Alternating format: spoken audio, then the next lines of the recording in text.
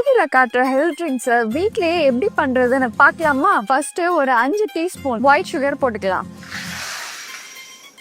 அடுத்து விலை கம்மியான கோதுமை மாவை கொடுங்க. அது இல்லையே. அப்ப அந்த மைதாவை கொடுங்க. நெக்ஸ்ட் தேவையான அளவு தண்ணி ஊத்திக்கலாம். இப்போ ஒரு ஸ்பூனை வச்சு மிக்ஸ் பண்ணிக்கலாம். இதுதான் டிவில காட்டுற ஹெல்த் ட்ரிங்க்.